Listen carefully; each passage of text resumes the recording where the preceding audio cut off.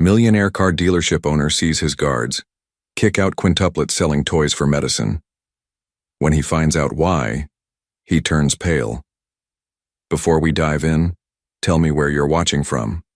It always makes my day to read your comments. From the vast window of his penthouse office, Daniel Morgan gazed down at the bustling city that had become the landscape of his success. At 45, the CEO of Morgan Motors had everything money could buy: a luxury car empire, a mansion that graced architectural magazines, and the respect of business titans worldwide. Yet, as he stood there, watching snowflakes dance against the darkening winter sky, an emptiness echoed through his carefully constructed world. His contemplation was interrupted by commotion at the main entrance below. Daniel's eyes narrowed as he spotted Frank, his head of security, confronting 5 small figures at the dealership entrance. Even from this height, something about the children's determined stance caught his attention. They weren't dispersing, despite Frank's intimidating presence.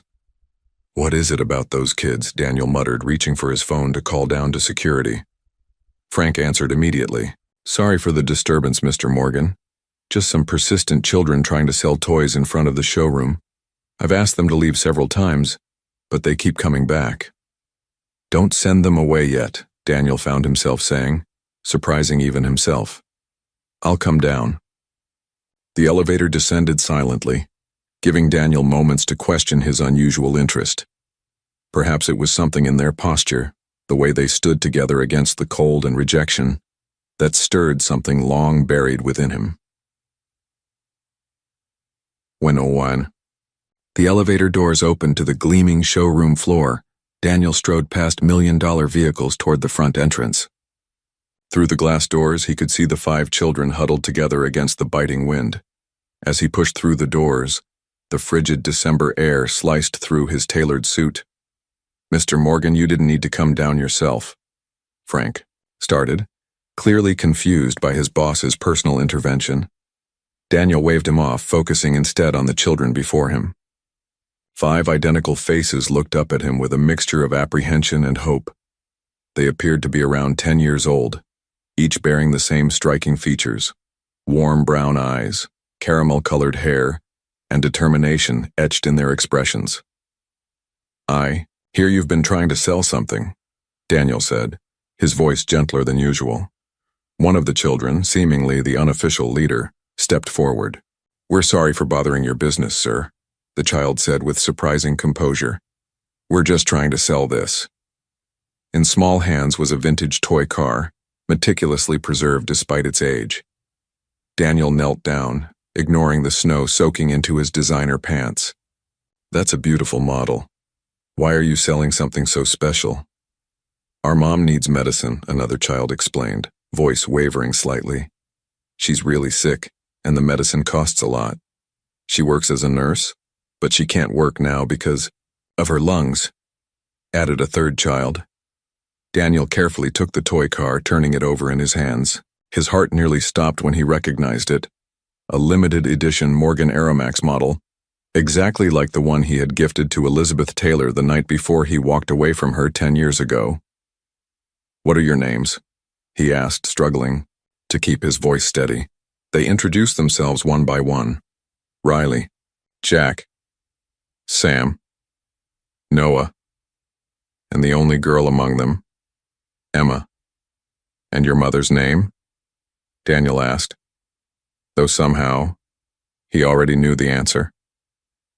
"Elizabeth Taylor," they answered in unison. The toy car nearly slipped from Daniel's suddenly numb fingers. The world around him seemed to blur as memories flooded back. Elizabeth's smile, her determination, the fear in his own heart when she told him she was pregnant, and the cowardice that led him to walk away from what could have been his family. "Sir, are you okay?" one of the children, Noah, asked, concern etching his small face. Daniel looked into 5 faces that suddenly revealed what he'd been too blind to see at first glance. His own eyes looking back at him, Elizabeth's smile, reflections of them both in perfect harmony. "Yes," he managed to say, though nothing would ever be the same again. "I think I'd like to buy this car, and perhaps you could tell me more about your mother." Daniel's heart hammered against his ribs as he led the quintuplets through the showroom toward his private office. Every step felt like walking through a dream, or perhaps a reckoning he'd avoided for a decade. "Your office is bigger than our whole apartment," exclaimed Jack, his eyes wide as they entered the spacious corner suite overlooking the city. "Please make yourselves comfortable." Daniel gestured to the leather sofa that had hosted billionaires and politicians, but never children. Certainly never his own children. As the quintuplets settled in, Daniel instructed his assistant to bring hot chocolate and snacks. He needed time to process this earth-shattering revelation while maintaining his composure. "This is the nicest place we've ever been," Sam said, running a hand along the polished mahogany desk. Noah added quietly, "Mom would say we shouldn't touch anything." "It's all right," Daniel assured them, his voice unexpectedly thick with emotion. "Everything here is meant to be used, not just admired." When the hot chocolate arrived, Daniel watched as 5 identical faces lit up at the sight of whipped cream and chocolate sprinkles. He sat across from them, the vintage toy car resting between them like a bridge across 10 years of absence. "So," he began carefully, "you mentioned your mother is ill?" Riley, clearly the protective one, answered with a guarded expression. "She has something wrong with her lungs. The doctors call it pulmonary fibrosis. She can't breathe right anymore." Emma elaborated, her small fingers wrapped tightly around her mug. "She used to run with us in the park, but now she gets tired just walking to the kitchen. And she can't work at the hospital anymore," added Sam, the most analytical of the group. "That's why we don't have money for all her medicines. She says insurance doesn't cover the special ones." Daniel nodded, fighting to maintain his professional demeanor, while his internal world collapsed and reformed with each revelation. "Your mother is a nurse?" "The best nurse in the whole hospital," Jack stated proudly. "Everyone always said so. She helps babies be born." "Labor and delivery," Noah clarified, using the proper terminology in a way that reminded Daniel startlingly of himself at that age. Precise, detail-oriented. Daniel's gaze returned to the toy car. "This is a very special model. Where did you get it?" The quintuplets exchanged glances before Emma spoke up. "It belonged to our dad. It's the only thing we have from him. Mom kept it in a special box," Riley added, a hint of resentment in his young voice. "She said our father gave it to her when they were in college." Daniel felt as though he'd been struck. He remembered giving that exact model to Elizabeth the night of their graduation, the same night she had tentatively brought up their future together, and he had deflected, already planning his escape to pursue his ambitions without complications. "Your father," Daniel began, unsure how to navigate these treacherous waters. "Do you know much about him?" "He wasn't ready to be a dad," Jack recited, as if it were a familiar explanation. "Mom says he had big dreams," Noah added without judgment, "and that having 5 babies at once wasn't in his plans," Sam continued pragmatically. "She never says bad things about him," Emma offered, a glimmer of hope in her eyes that pierced Daniel's heart. "She says maybe someday he'll be ready to meet us." Riley's jaw tightened. "We don't need him. We've been fine with just Mom." Daniel studied their faces. 5 perfect combinations of himself and Elizabeth. How had he not seen it the moment he laid eyes on them?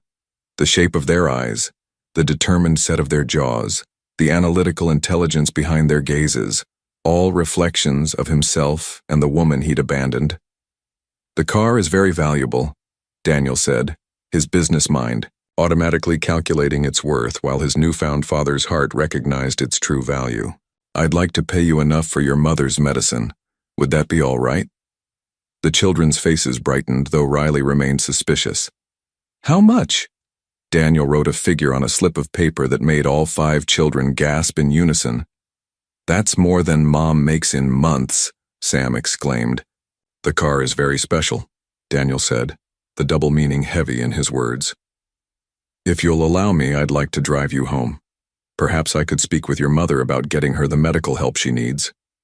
As the quintuplets huddled together for a whispered conference, Daniel turned to the window, allowing them privacy while he confronted the magnitude of his discovery. For 10 years he had built an empire of steel and glass while Elizabeth had raised their children alone. The contrast between their lives, his wealth and her struggle, filled him with a shame so profound, it threatened to bring him to his knees. "Okay," Riley finally announced, clearly speaking for the group. "But you have to promise not to make Mom upset. She's too sick to be upset." Daniel looked into 5 pairs of eyes, his eyes, and made a silent vow that would change all their lives forever. "I promise," he said, knowing this was one promise he could never break. As they made their way to his waiting limousine, Daniel watched the children's excitement at the luxury vehicle, their innocence untainted by the adult's complicated past.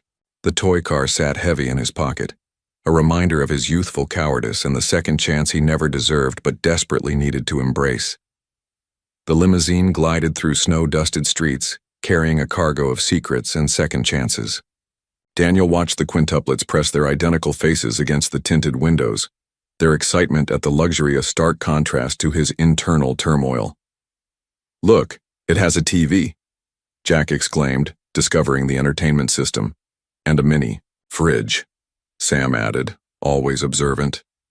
Daniel smiled despite himself. "Feel free to explore. There are sodas in there, just this once." Emma turned to him, curiosity brightening her eyes. "Is this really your car? Do you ride in it every day?" "It is," Daniel nodded, "though sometimes I prefer to drive myself." "Mom says people who drive themselves appreciate the journey more," Noah commented quietly. Daniel felt the observation like a physical blow. Elizabeth's wisdom passed to their children while he'd been absent, chasing empty success. "Your mother sounds very wise," he managed. Riley, still guarded, studied Daniel's expression. "Why are you really helping us? Nobody gives this much money for just a toy car." The question hung in the air, direct, unavoidable. Daniel considered his options in the seconds of heavy silence. The truth would change everything, but deception would poison any future relationship before it began. "I believe people should help each other when they can," he answered carefully. "And sometimes, objects hold value beyond their price." Before Riley could press further, the limousine slowed to a stop outside a modest apartment building in a neighborhood that made Daniel's heart ache. This was where his children had grown up, so far from the privilege he'd taken for granted. "We live on the 3rd floor," Emma volunteered. "The elevator's broken again, so we have to use the stairs." "Mom says it keeps us fit," Jack added with a grin.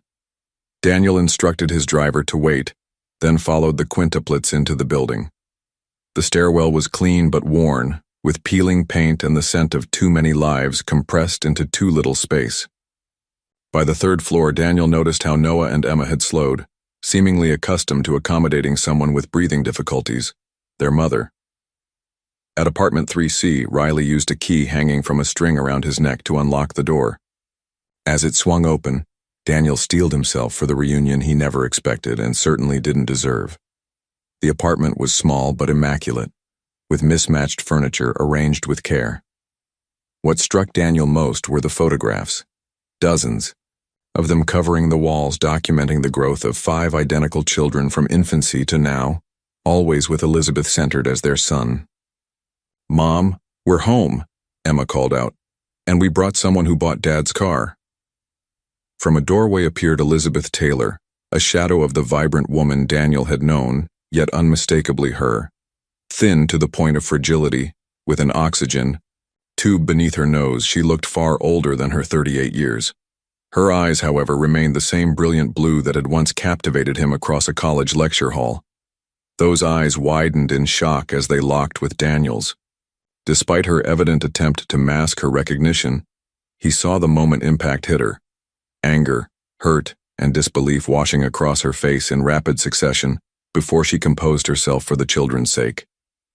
"Children," Elizabeth said, her voice surprisingly steady despite the oxygen tube, "why don't you go wash up while I speak with our guest?" As the quintuplets reluctantly filed past her, Elizabeth fixed Daniel with a gaze that contained a decade of unspoken words. "Hello, Elizabeth," Daniel said softly, knowing no words could possibly bridge the chasm between them. "Daniel Morgan," she replied, his name on her lips both familiar and foreign. "I see you've met your children." The moment the children disappeared, down the hallway Elizabeth's carefully maintained composure fractured. "How dare you walk into our lives now?" she whispered fiercely, her voice strained by both emotion and illness. 10 years, Daniel. 10 years of silence. Daniel remained rooted in place, absorbing her justified anger. "I didn't know, Elizabeth. About the quintuplets. I swear I didn't know." Would it have mattered? Her blue eyes, sunken but still fierce, challenged him. "You made your choice when you left. You chose your ambitions over even the possibility of us." A coughing fit seized her then, doubling her over. Daniel instinctively moved to help, but she raised a hand to stop him, struggling to regulate her breathing. "I don't need your help," she managed between labored breaths. "Yes, you do," Daniel replied gently. "Not for my sake. For theirs." Elizabeth straightened, one hand braced against the wall for support. "They've managed just fine without your money. All these years, have they?" Daniel glanced around the modest apartment. It was clean and lovingly maintained, but signs of financial struggle were evident. The worn furniture, patched clothes carefully folded on the sofa, empty medication bottles lined up on the kitchen counter like silent sentinels. "And what about you, Elizabeth? Are you managing just fine?" Before she could answer, Riley appeared in the doorway, his young face tight with concern. "Mom, you shouldn't be standing so long. The doctor said." "I'm fine, sweetheart," Elizabeth interrupted, softening her voice for her son. Daniel watched the interaction with an ache in his chest, the easy love between them, the protectiveness in his son's eyes, a relationship built over years while he'd been absent.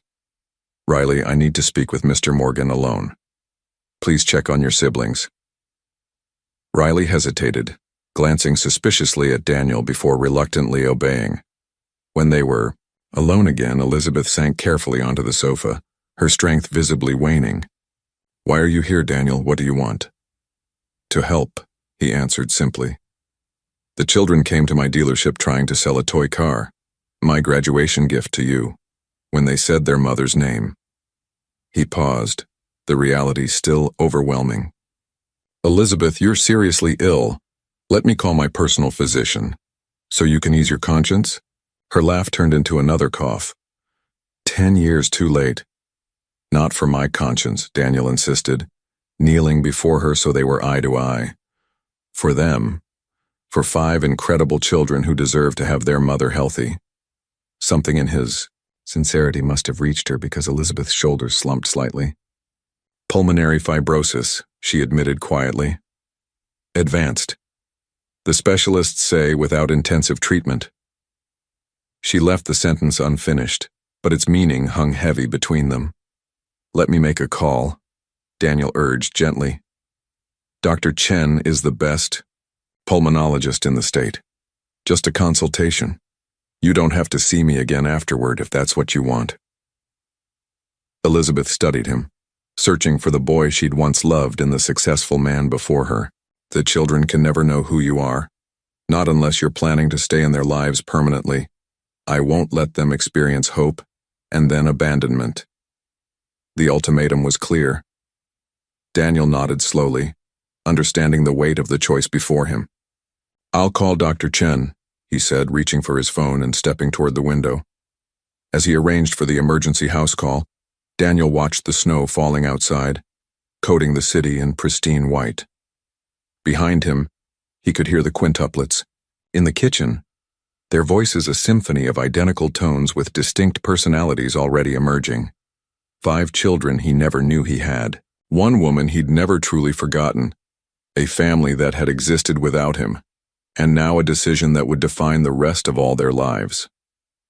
Dr. Rebecca Chen arrived within 30 minutes, her professional demeanor softening slightly at the sight of the quintuplets hovering protectively around their mother. With gentle authority, she convinced them to wait in their bedroom while she examined Elizabeth. Daniel paced the small living room, stealing glances at the family photos adorning the walls. 10 years of birthdays, school events, and ordinary moments all missing his presence. Each image was a testament to Elizabeth's strength and a record of his absence. Mr. Morgan. Noah appeared beside him, studying a photograph Daniel had been examining. That was our 7th birthday. Mom made 5 different cakes because we all like different flavors. Daniel smiled, despite the ache in his chest. Which one was yours? Lemon, Noah answered, his serious expression so reminiscent of Elizabeth's that Daniel felt momentarily disoriented. Everyone thinks it's weird, but I like sour things. I prefer lemon too, Daniel admitted quietly. Another small connection discovered too late. The bedroom door opened, and Dr. Chen emerged with a grave expression. She motioned Daniel toward the kitchen, speaking in hushed tones. The pulmonary fibrosis is significantly advanced. She needs hospitalization immediately for proper assessment and treatment. Without intervention, her prognosis is weeks, not months. Daniel felt the room tilt slightly. Whatever it costs, whatever specialist she needs. It's not just about money, Dr. Chen interrupted gently. She's been managing this condition without adequate care for too long. She admitted she's been rationing her medications to afford the children's school supplies. The revelation struck Daniel like a physical blow. While he'd been amassing wealth, Elizabeth had been sacrificing her health for their children. I've already called for medical transport, Dr. Chen continued, checking her watch. They'll be here in 15 minutes. She'll need to pack essentials. Daniel nodded, moving toward Elizabeth's room with leaden feet. He found her sitting on the edge of her bed, oxygen mask now in place, while Emma carefully folded clothes into a small overnight bag. The ambulance is coming, he said unnecessarily. Elizabeth nodded, then turned to Emma. Sweetheart, could you check if my insurance card is still in my wallet? In my purse by the door. After Emma left, Elizabeth fixed Daniel with an exhausted but determined gaze. The children can't stay alone. I'll arrange everything, Daniel promised. A hotel near the hospital. No, Elizabeth interrupted firmly. They need stability. Their routine, their school. Daniel hesitated before taking the plunge. They could stay at my home. It's only 15 minutes from their school. I have a housekeeper who... Your home? Elizabeth's laugh was hollow. The famous Morgan mansion? 5 children in your perfect orderly world? They're my children too, Elizabeth, Daniel said softly, the words still new and astonishing on his tongue. Before she could respond, the quintuplets appeared in the doorway, 5 identical faces etched with fear. Are you going to the hospital, Mom? Riley demanded, his voice cracking slightly. Elizabeth opened her arms and all 5 children crowded onto the bed beside her. Just for a little while, she assured them. To get the medicine, I need to get better. Who will take care of us? Jack asked, glancing uncertainly at Daniel. Elizabeth met Daniel's eyes over their children's heads, a silent communication loaded with complexity. Mr. Morgan has offered to let you stay at his home while I'm getting better. But we don't even know him, Riley protested. I trust him to keep you safe, Elizabeth said, the words clearly difficult. And it's only temporary. As sirens announced the ambulance's arrival outside, Daniel watched Elizabeth whisper reassurances to each child, her strength remarkable despite her fragility. The ease with which she comforted them highlighted everything he had missed, everything he'd thrown away, years ago. When the paramedics entered with a stretcher, Elizabeth squeezed Daniel's arm as she passed. Don't make promises to them you can't keep, she whispered fiercely. They've never had a father. They've survived without one this long. With those words lingering in the air, Elizabeth was wheeled away, leaving Daniel alone with 5 children, who shared his blood but were complete strangers. Will Mom be okay? Emma asked, her small hand finding his instinctively. Daniel looked down at their entwined fingers, the first touch he'd ever shared with his daughter, and made a silent vow. Yes, he promised. I'll make sure of it. The first 48 hours passed in a blur of hospital corridors, doctors' consultations, and the delicate dance of integrating 5 children into Daniel's carefully ordered life. Elizabeth had been stabilized and moved to a private suite at the city's premier pulmonary center, where specialists developed an aggressive treatment plan to halt the progression of her disease. On the third evening, with the Quintuplets finally settled at his mansion under Mrs. Palmer's watchful eye, Daniel returned to the hospital for the conversation he could no longer postpone. Elizabeth looked marginally better, the supplemental oxygen and proper medications already bringing some color back to her cheeks. She sat propped against pillows, the advanced medical equipment surrounding her bed a stark contrast to the inadequate care she'd been receiving. "How are they?" she asked immediately, before Daniel could even sit down. "Adjusting," he answered, truthfully. "Riley's suspicious of everything. Jack's fascinated by my car collection. Sam's already reorganized my home office filing system. Noah's beaten me twice at chess. And Emma's charmed my entire staff." A ghost of a smile touched Elizabeth's lips. "That sounds like them." The smile faded as she studied him. "This isn't a game, Daniel. These are 5 young lives that have been perfectly stable until now." "Stable but struggling," Daniel countered, gently. "Elizabeth, why didn't you ever tell me? About the pregnancy? About them?" The question hung between them, 10 years overdue. Elizabeth looked away, focusing on the city lights visible through her window. "You made yourself quite clear the night of graduation. Your 10-year plan had no room for commitment, remember? You said you couldn't be weighted down while building your empire." Daniel winced at hearing his own callous words repeated back to him. "I was young and stupid and terrified." "So was I," Elizabeth replied, turning back to him with fierce eyes. "Except I was young, stupid, terrified, and suddenly pregnant with quintuplets. Do you have any idea what that was like? The doctors suggested selective reduction. They warned about complications, about the risk to my health.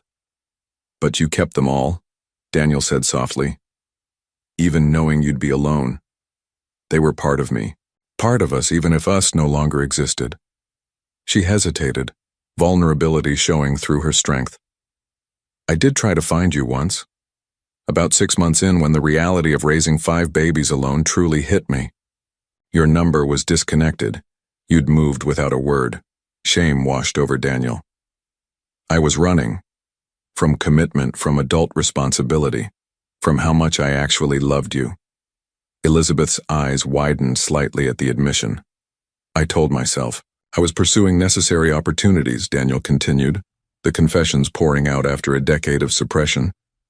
"But the truth is, I was terrified of failing as a partner, as a potential father, so I ensured I'd never have to try."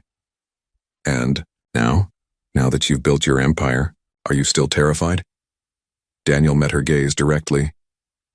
"Yes, but not of the same things.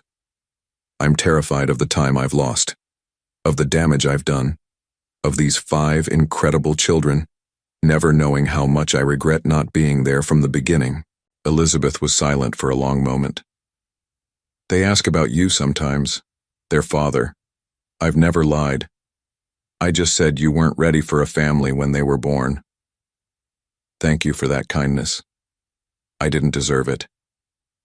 "It wasn't for you," Elizabeth clarified. "It was for them. Children shouldn't carry the weight of adults' mistakes." A comfortable silence settled between them, the tension easing slightly. Finally, Daniel asked the question that had been consuming him. "Elizabeth, I want to know them. Really know them. Not just as temporary charges while you're in hospital. I want to be their father, if you'll allow it, and if they'll accept me." Elizabeth studied him, searching for the sincerity behind his words. "They're not a business acquisition, Daniel. You can't just decide to be a father and expect immediate returns. It's messy and exhausting, and often thankless." "I know," he admitted. "I've learned more about that in 3 days than in my entire life, but I want to try. They deserve that much." After a long pause, Elizabeth nodded slowly. "We'll tell them together. Tomorrow. The full truth. Who you are, why you weren't in their lives, and what happens next. But understand this. I won't force them to accept you. Each of them gets to decide what relationship they want with you, if any." Daniel nodded, humbled by her fairness despite everything.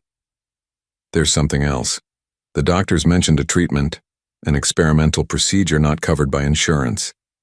Elizabeth tensed. Daniel, I can't accept. It's not charity, he interrupted, firmly. It's my responsibility. I wasn't there to help for 10 years.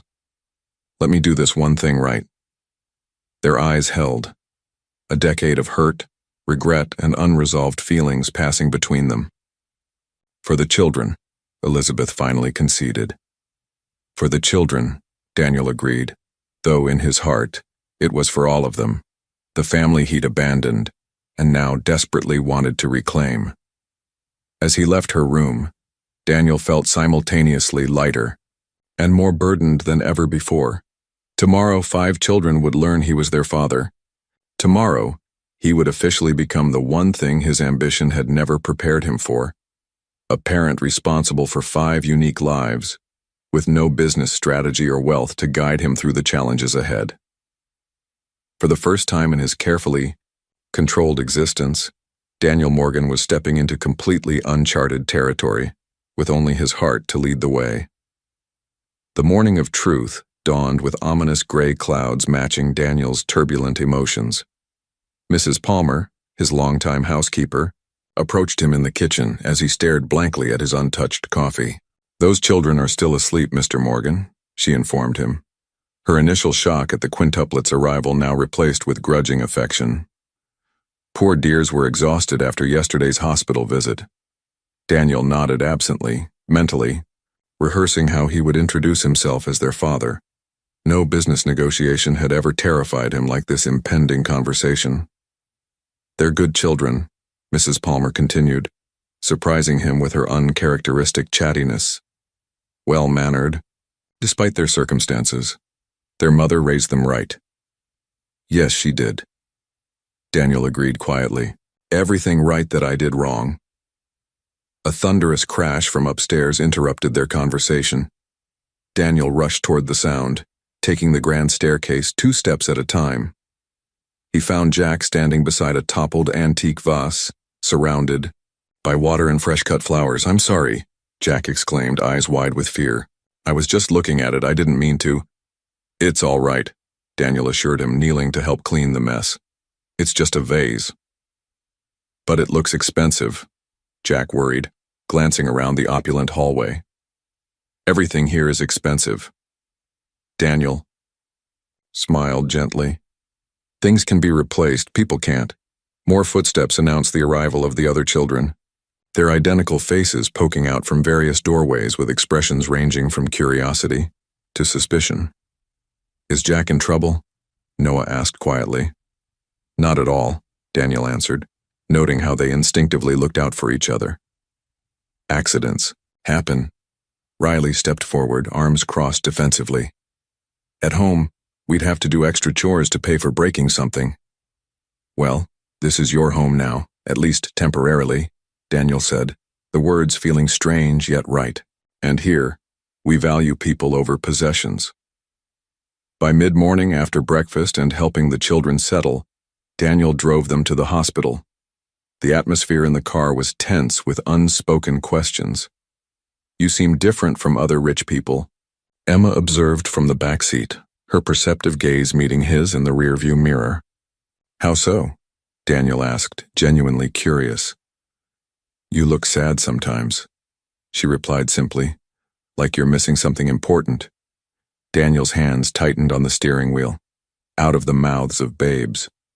At the hospital, they found Elizabeth, sitting up, looking stronger than the day before.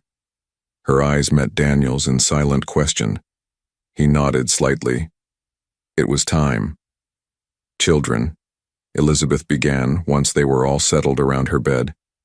"There's something important I need to tell you about Mr. Morgan." 5 identical pairs of eyes swiveled between their mother and Daniel.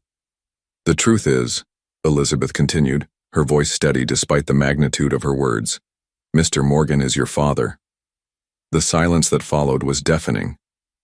Daniel felt physically ill under the weight of their stares. "Our father?"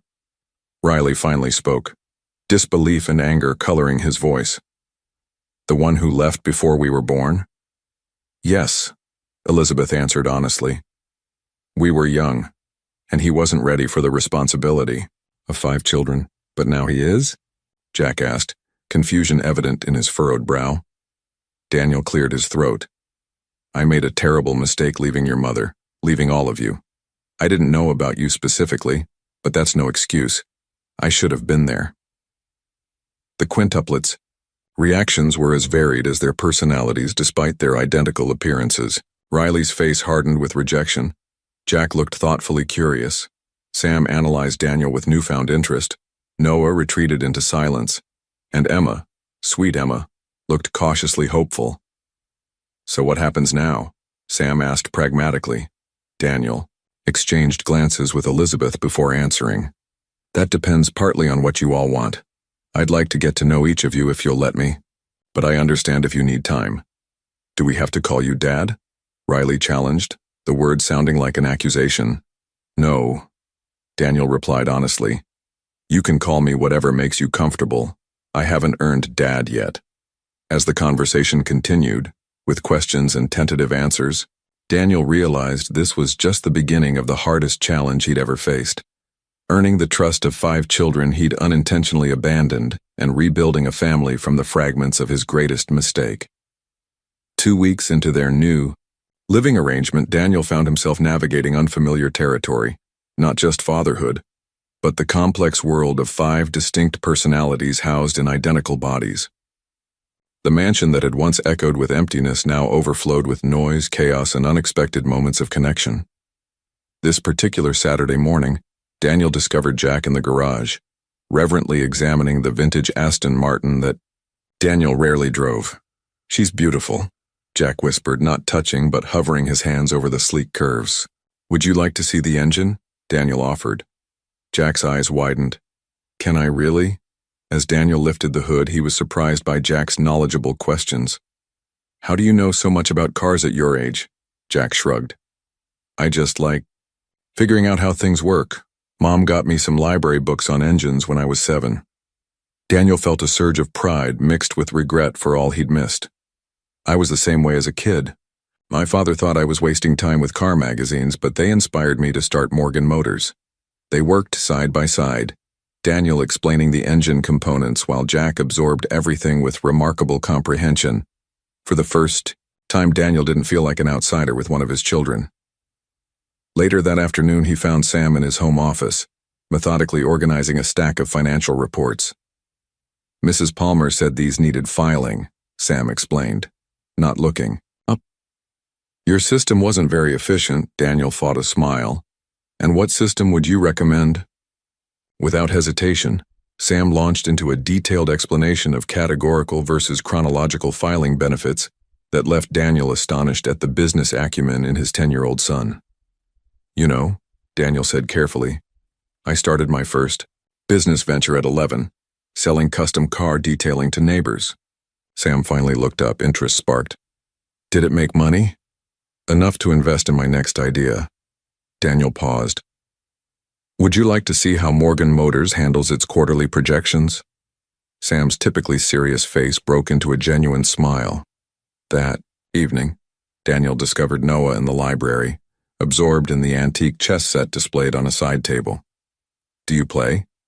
Daniel asked. Noah nodded. Mom taught me. She's really good. Would you like a game? Daniel offered, already setting up the pieces. Their match revealed Noah's strategic thinking and patient approach, so similar to Daniel's own style that it was uncanny. When Noah executed a perfect queen sacrifice to secure checkmate, Daniel stared in disbelief. Where did you learn that move? I just saw it, Noah shrugged. 3 moves ahead. During a thunderstorm that night, Daniel was awakened by a small knock on his bedroom door. Emma stood in the hallway, clutching a worn teddy bear, her face pale. I don't like storms, she whispered. They're too loud. I understand, Daniel said gently, leading her to the window seat. I was afraid of them too, as a boy. You were? Emma asked skeptically. Terrified, he admitted. My grandmother taught me to count seconds between lightning and thunder to know how far away the storm is. Together, they counted after each flash, Emma gradually relaxing against his shoulder. In the soft lamplight, Her profile was so like Elizabeth's that Daniel's heart constricted. "Are you really our father?" Emma asked suddenly, her directness catching him off guard. Daniel hesitated, knowing this moment demanded complete honesty. "Yes, I am." "Then why weren't you there? For birthdays and school plays and when we were sick?" The simple question carried the weight of all his failures. "Because I made the biggest mistake of my life," he answered truthfully. "I was afraid and selfish, and I missed everything that truly mattered." Emma considered this with surprising maturity. "Mom says everyone deserves a second chance if they're truly sorry. Your mother is a wiser person than I've ever been," Daniel replied softly. Only Riley remained distant, watching Daniel's growing connections with his siblings with suspicious eyes. Each overture Daniel made was met with cold resistance, a constant reminder that trust once broken couldn't be repaired with wealth or good intentions. That night, after tucking Emma back into bed, Daniel stood in the hallway looking at 5 bedroom doors, each containing a piece of his heart he hadn't known was missing until now. Behind each door slept a child who shared his blood but had grown up without him. 4 were beginning to open their lives to him, while the 5th remained a fortress of justified resentment. It wasn't enough to be their father in name, Daniel realized. He needed to become the father they deserved, even if that journey took the rest of his life.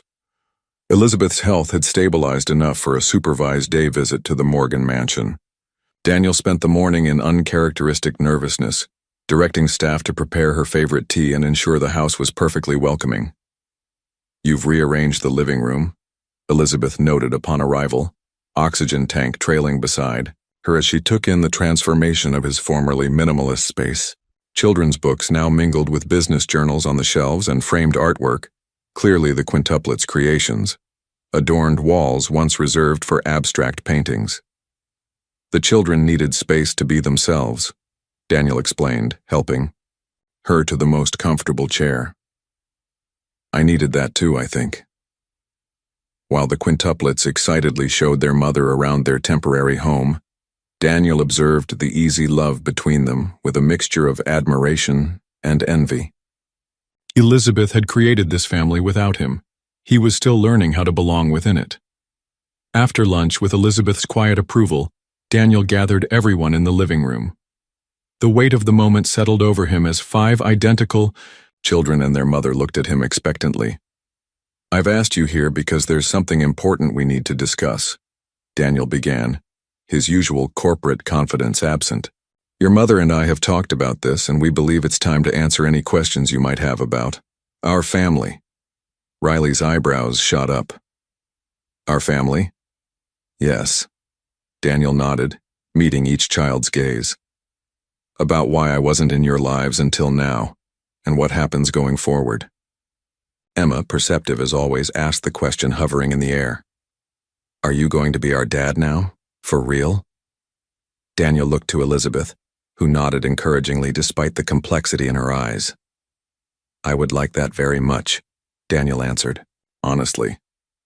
"But that depends on each of you. I wasn't there when you were born or for your first steps or first days of school. I missed 10 years I can never get back, and I have no right to demand you accept me now." "Why did you leave Mom?" Jack asked directly. Daniel took a deep breath. "Because I was a coward. I had dreams of building a business empire, and I convinced myself I couldn't do that and be a good partner to your mother." He swallowed hard. "When we were together in college, I already had plans to leave after graduation.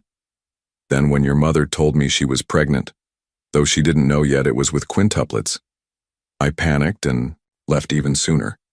"That's horrible," Riley stated flatly. "Yes, it was," Daniel agreed, not defending himself. "It was the worst decision of my life." "If you hadn't seen us at your car place, would you ever have tried to find us?" Sam asked, analytical as always.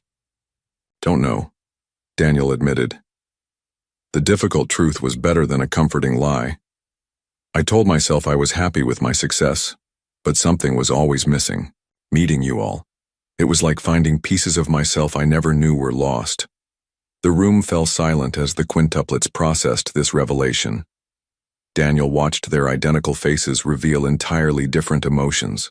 Riley's anger, Jack's curiosity, Sam's careful analysis, Noah's quiet hurt, and Emma's cautious hope.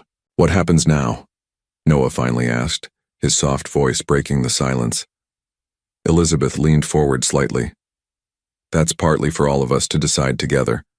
While I'm getting better, you'll continue staying here with Mr. Morgan. But beyond that, we need to figure out what our family looks like going forward." "Can I still call you Daniel?" Riley challenged, arms crossed defensively.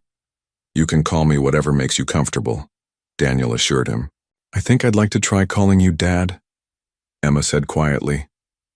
"I've always wondered what it would feel like to say that to someone." Daniel felt his heart constrict as the simple word hung in the air, a title he'd done nothing to earn, but desperately wanted to deserve.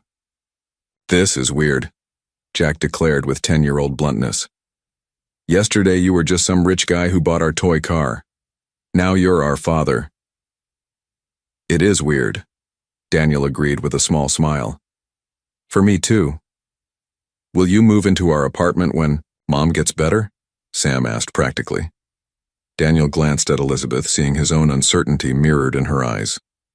"We haven't figured everything out yet," he answered truthfully.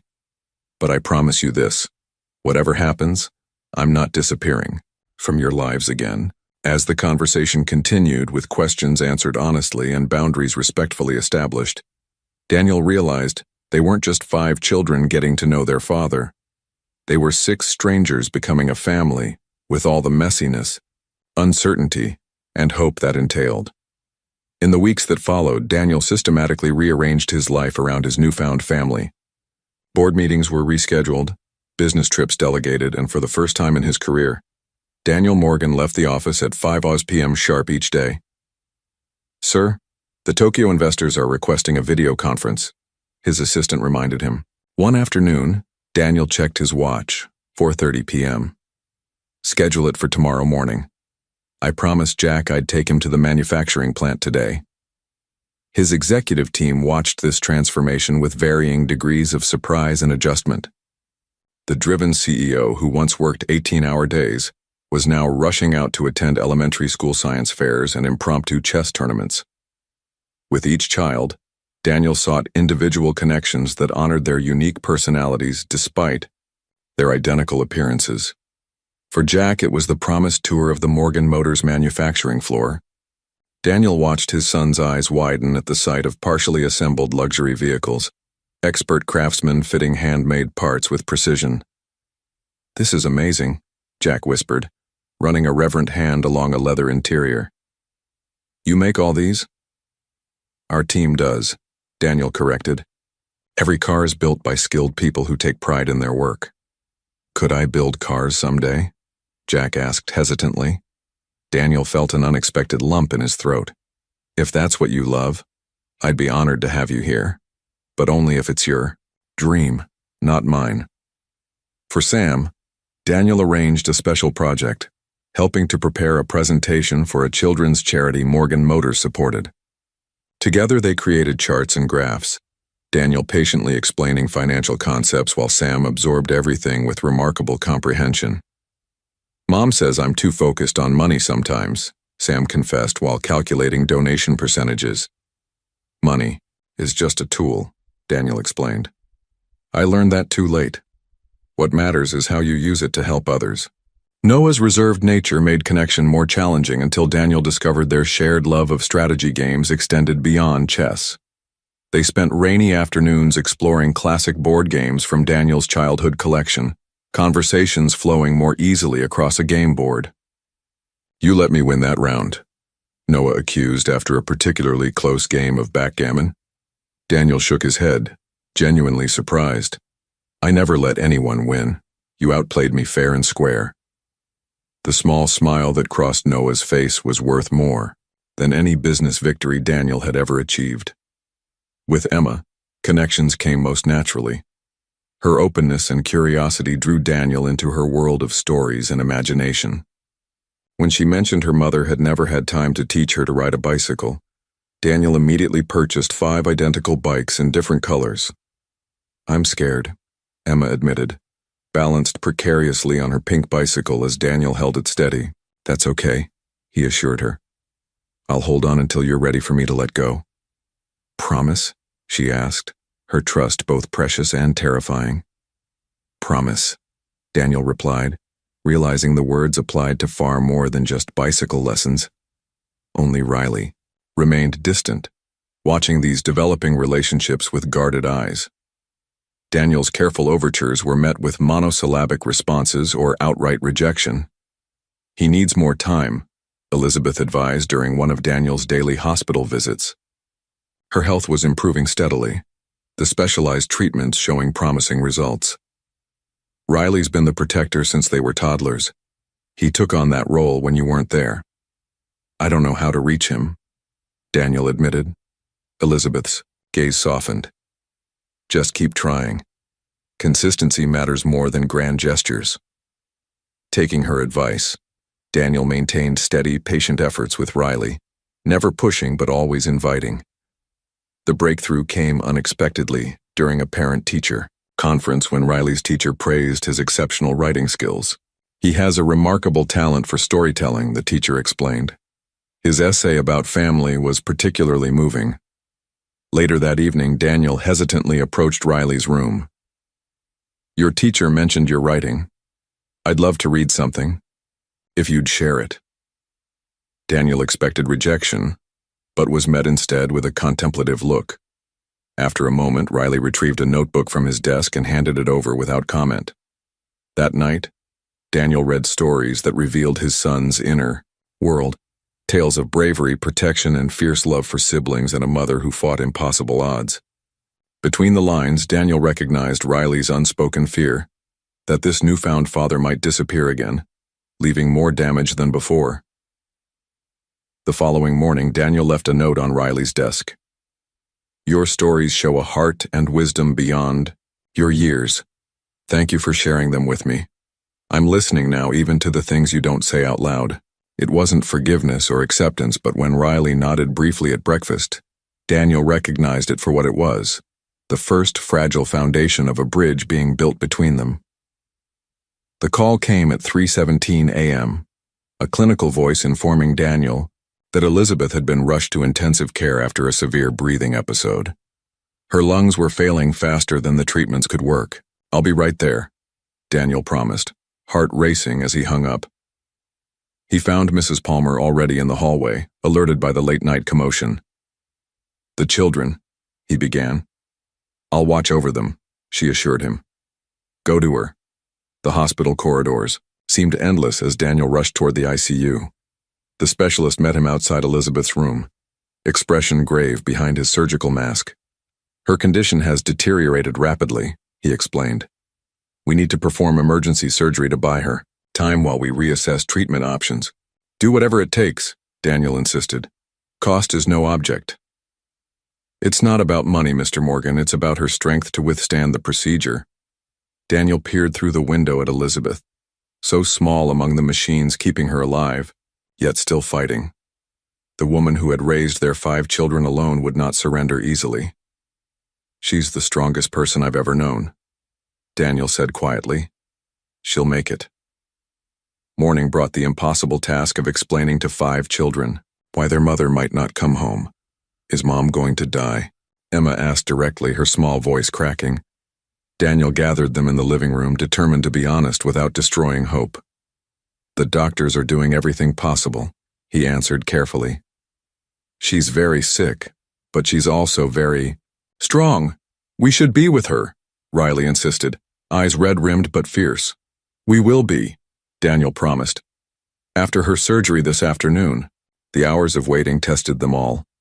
Daniel canceled every meeting without explanation, his entire focus on 5 terrified children and the woman fighting for her life. In the sterile hospital waiting room, the quintuplets huddled together on uncomfortable chairs, their usual energy replaced by silent fear. Daniel paced, stopping occasionally to check on each child, offering comfort that felt inadequate against their potential loss. Unexpectedly, Riley moved to stand beside him at the window. "She can't die," he stated flatly. "We need her." Daniel turned, seeing not anger but raw fear in his son's eyes. "I know." "You don't know," Riley countered, voice trembling. "You weren't there when she taught us to read, or when she worked double shifts to buy us Christmas presents, or when she sang 5 different lullabies every night because we each needed our own." Daniel didn't defend himself. "You're right. I missed everything." Riley's composure cracked slightly. If she doesn't... He couldn't finish the terrible thought. Without thinking, Daniel placed a hand on Riley's shoulder. To his surprise, Riley didn't pull away. "Your mother and I met in college," Daniel said softly. "She was studying nursing while I was in business.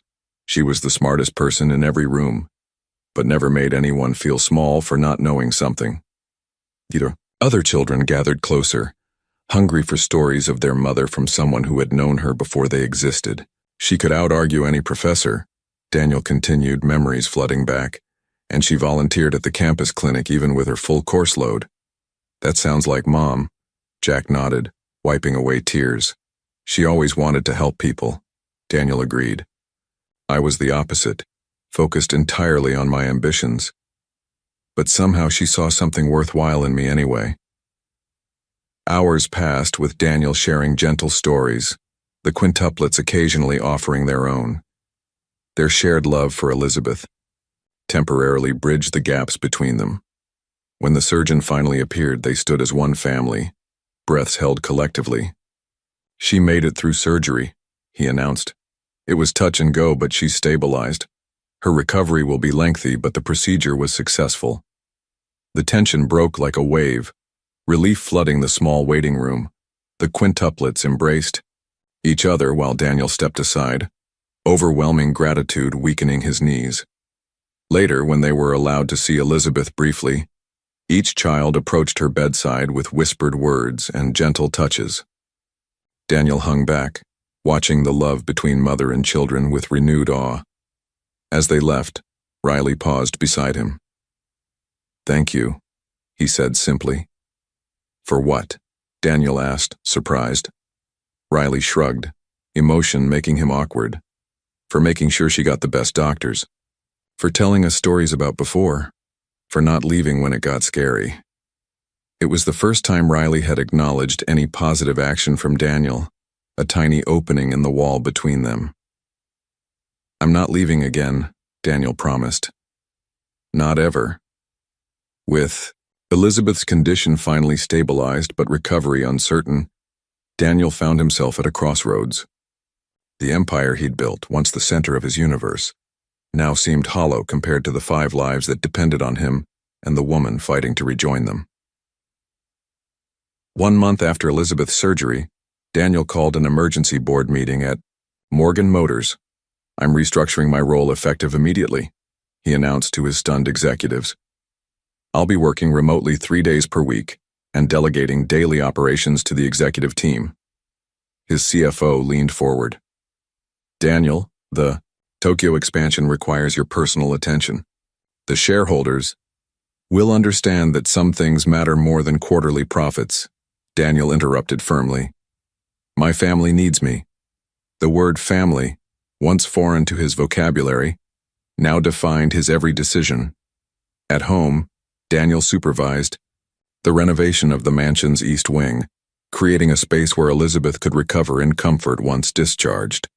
Medical equipment was disguised within elegant designs, creating a sanctuary rather than a sick room. "These rooms get the morning sunlight," he explained to the interior designer. Elizabeth always said mornings were precious, full of possibilities. Each day found Daniel balancing hospital visits, children's school activities, and remote work with newfound determination. His executive assistant adjusted to receiving important emails at midnight, after 5 children were finally asleep. "You've changed," Elizabeth observed during one of his daily visits. Her voice was stronger, though she remained dependent on oxygen. "The Daniel I knew would never have abandoned a major project for school science fair. I'm trying to become someone better than I was," he admitted, adjusting her pillows. Someone worthy of you. Of them. Elizabeth studied him thoughtfully. This isn't temporary, is it? Not just until I'm better? No, Daniel replied simply. This is who I should have been all along. At home, subtle changes marked his transformation. Business magazines disappeared from his nightstand, replaced by parenting books. His immaculate home office now featured children's artwork pinned alongside financial reports. Staff who had once feared his perfectionism witnessed their employer laughing during impromptu living room dance parties led by Emma. The most profound change came one evening when Daniel discovered Riley in the study, holding the vintage toy car, the Morgan Aeromax that had brought them together. I thought you sold this, Daniel said carefully, approaching his most distant child. You bought it, but you gave it back, Riley replied, examining the detailed craftsmanship. Mom kept it all these years because she said it was important. Daniel sat nearby, giving Riley space. It was my graduation gift to her, before I made the biggest mistake of my life. Riley was silent for a long moment. Did you ever think about us? Even not knowing there were 5 of us? I thought about your mother, Daniel answered honestly. I told myself I'd made the right choice, but there were nights I couldn't sleep, wondering about the life I'd abandoned. But you were successful, Riley pointed out. You got everything you wanted. Daniel shook his head. I got everything I thought I wanted. There's a difference. The following day, Daniel had the toy car professionally restored and placed in a custom display case in the living room's most prominent location. Beneath it, a small plaque read, "Second chances begin with recognizing first mistakes." During Elizabeth's next weekend visit home, now strong enough for supervised day trips from the hospital, she noticed the display immediately. You kept it all these years, Daniel said, watching her expression. It was the only piece of you they had, Elizabeth replied softly. Even when I was angriest at you, I couldn't take that away from them. That night, after the children were asleep and before Elizabeth returned to the hospital, Daniel found the courage to speak words he'd held back. I've been afraid to say this, he began, sitting beside her wheelchair in the garden. Because I haven't earned the right. But these weeks have shown me what truly matters. Elizabeth waited, her eyes reflecting starlight and hard-won wisdom. I wasted years chasing hollow success, Daniel continued, when I could have been building something real with you, with our family. And now? Elizabeth asked quietly. Now, I know what I want, Daniel answered. A second chance I don't deserve but will spend my life trying to earn. Spring arrived, bringing renewal to more than just the gardens surrounding the Morgan mansion.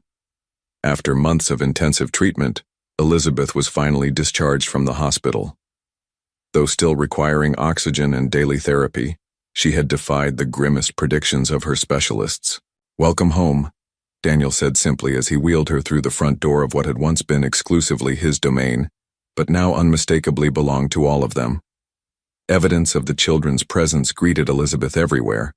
Artwork taped to the refrigerator, school books scattered across tables, bicycles parked haphazardly by the garden entrance.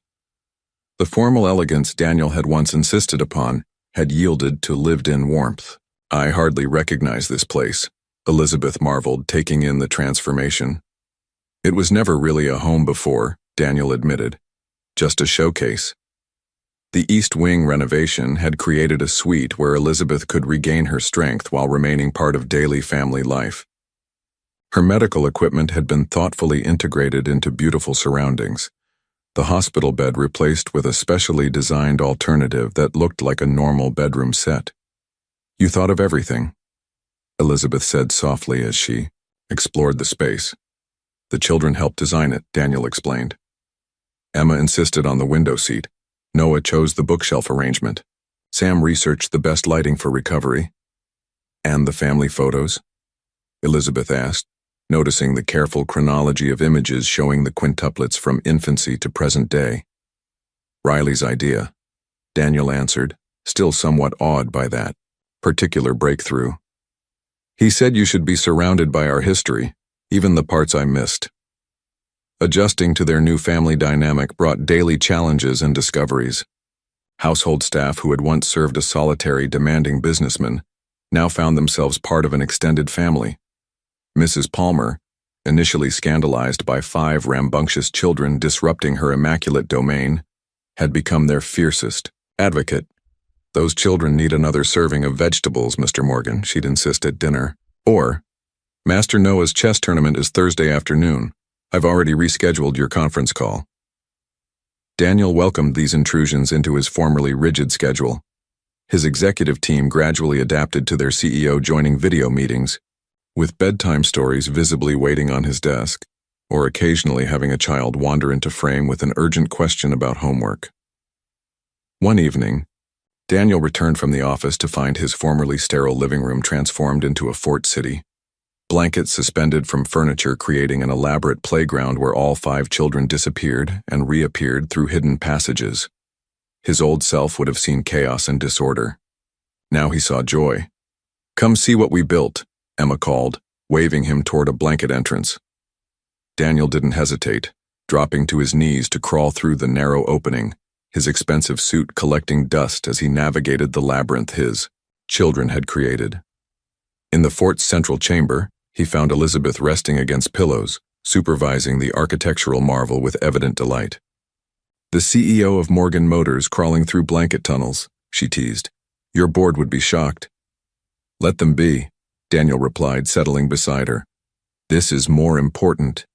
The quintuplets' voices echoed around them, their identical appearances, now so distinct to Daniel that he could identify each child by the smallest mannerism. Riley's determined chin tilt, Jack's excited hand gestures, Sam's analytical head tilt, Noah's thoughtful pauses, Emma's expressive eyebrows. Later that evening, after the fort city had been reluctantly dismantled and the children sent to bed, Daniel found Riley in the study, staring at the restored toy car in its display case. "I remember when Mom first showed us this," Riley said without turning. "She said it was special because it was given with love, even if that love got lost along the way."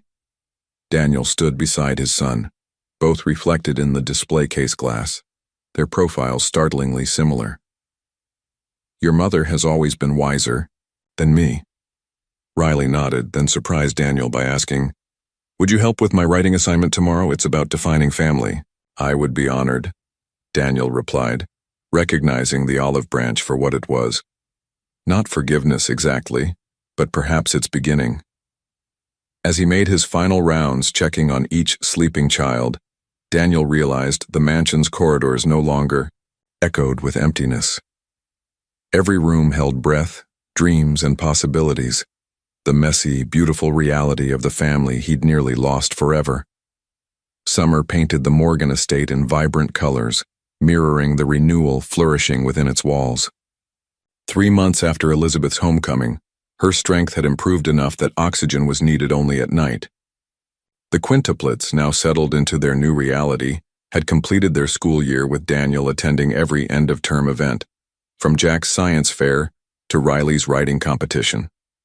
What began as an emergency arrangement had evolved into something none of them had anticipated: a family.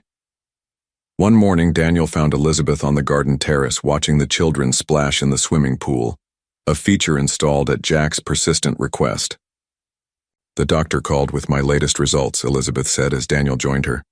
"My lungs have stabilized beyond their expectations, not healed completely, but you're going to be all right," Daniel finished, relief washing through him. The fear of losing her again had shadowed even their brightest moments. Elizabeth nodded, smiling as Emma performed an elaborate dive for her siblings' approval. "They've changed so much these past months, especially Riley."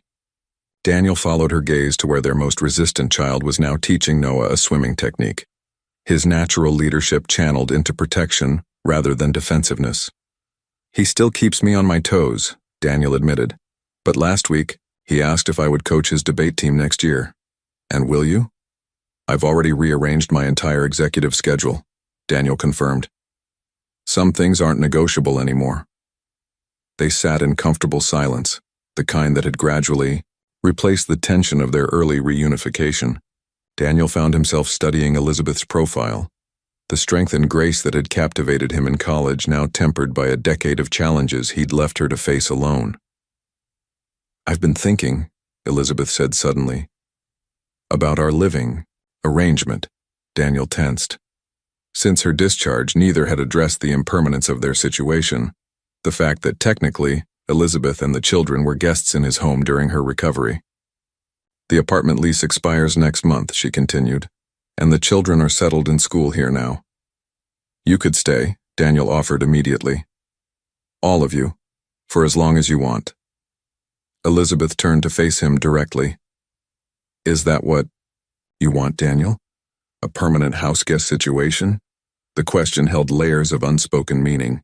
They had carefully navigated co-parenting while rebuilding trust, but the nature of their personal relationship remained undefined, a delicate territory neither had been brave enough to explore. Daniel took a breath, recognizing the crossroads before them. "I'd like to talk about that. Maybe somewhere private?" Their opportunity came that weekend with a family picnic planned at the estate's meadow. While the quintuplets raced through the grass flying kites Daniel had helped them build, he asked Elizabeth to walk with him to the small lake beyond the trees. "I remember how you loved being near water," he said as they found a quiet spot beneath a willow tree. "You remember that after 10 years? Elizabeth asked, surprised. "I remember everything about you," Daniel admitted, "even when I tried not to." The afternoon sunlight filtered through the branches, dappling Elizabeth's face with gentle patterns. Daniel found himself as nervous as the college sophomore who had first asked her to coffee 2 decades earlier. "These months with you and the children," he began carefully, "have given me everything I never knew I needed. The company, the success, the wealth. None of it meant anything without someone to share it with." Elizabeth watched him steadily, neither encouraging nor discouraging his words. "I know I have no right to ask for more than your forgiveness," Daniel continued, "but I find myself hoping for something I never deserved to reclaim." "And what's that?"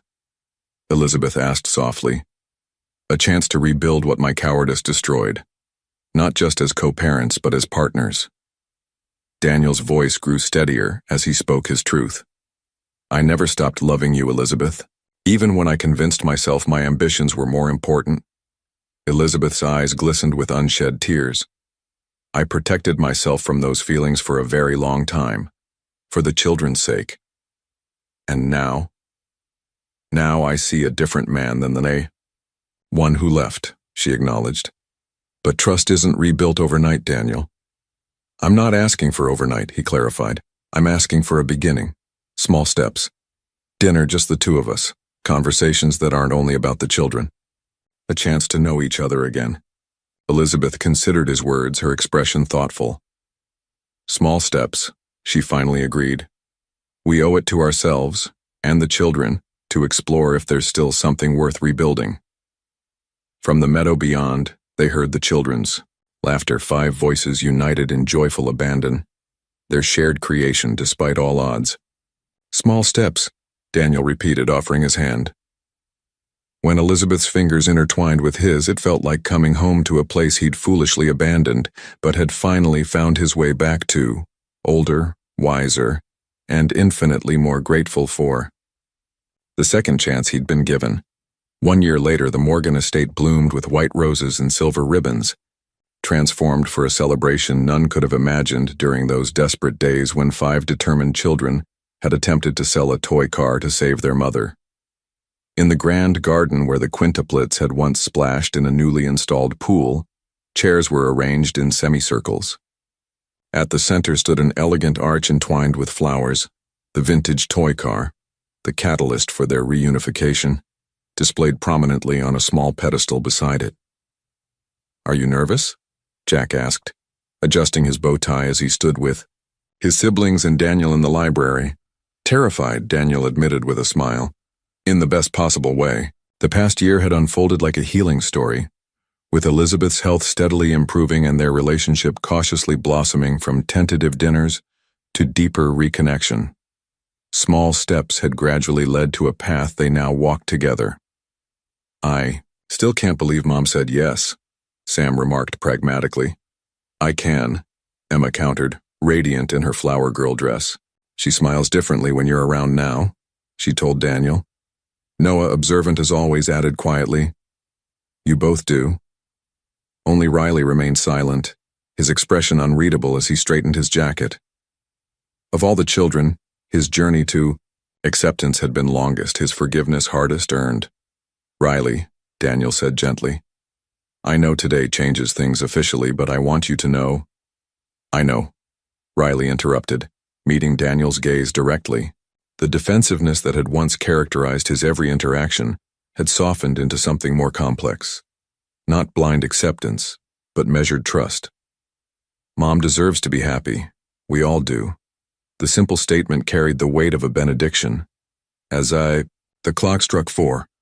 The quintuplets took their positions. Though they'd initially resisted the idea of being 11-year-old groomsmen and a bridesmaid, they'd ultimately embraced their roles in cementing their parents' reunion.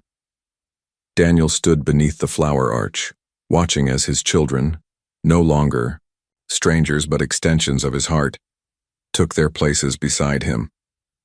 The small gathering of guests included hospital staff who'd fought for Elizabeth's recovery, teachers who'd supported the quintuplets through their transition, and colleagues who'd witnessed Daniel's transformation from driven CEO to devoted father. When the music changed and Elizabeth appeared on the garden path, Daniel felt time collapse around them. She wore not white, but a dress the color of sunrise, her once fragile frame now strong enough to walk unassisted. Though an oxygen tank remained, discreetly positioned near her seat for later, this moment belonged solely to her strength. Their vows were simple, but profound, acknowledging both the youthful love they'd shared and the mature bond they'd reconstructed from its ruins. 10 years ago, I made a choice born of fear, Daniel stated, his voice steady despite the emotion behind it. Today, I make a different choice, one born of gratitude, respect, and love that has weathered separation and found its way home. Elizabeth's response held equal parts forgiveness and promise. Our path was never straight, but it led us here, wiser, stronger, and surrounded by the 5 miracles who kept a piece of you alive in my heart, even when I thought that heart was closed forever. As they exchanged rings, Emma stepped forward, with the restored toy car, placing it in their joined hands, a symbol of what had been broken and made whole again. The quintuplets' cheers were loudest when the ceremony concluded, 5 identical voices united in celebration of their officially completed family. Later, as twilight painted the sky in shades of possibility, Elizabeth found Daniel watching their children lead the other young guests in an impromptu dance competition. Having regrets yet? She teased, leaning comfortably against his shoulder. Only about the decade we lost, he answered honestly. Never about finding my way back to you. To all of you. Elizabeth's gaze followed his to where Riley was uncharacteristically letting Jack teach him a ridiculous dance move, his serious face transformed by laughter. Some things have to break before they can be rebuilt stronger, she observed, squeezing Daniel's hand. Even us. As night settled over the Morgan estate, no longer a showcase but a true home, the family that had begun with abandonment and continued through struggle celebrated not just a marriage but a restoration. The circle that had been broken 10 years earlier was finally complete, proving that while time could not be reclaimed, second chances could create something even more precious from the fragments of first mistakes. In the garden where 5 determined children had once doubted his intentions, Daniel Morgan had finally found the success that mattered most, not in wealth or achievement, but in the love of the family he'd nearly lost, but had been given the grace to reclaim.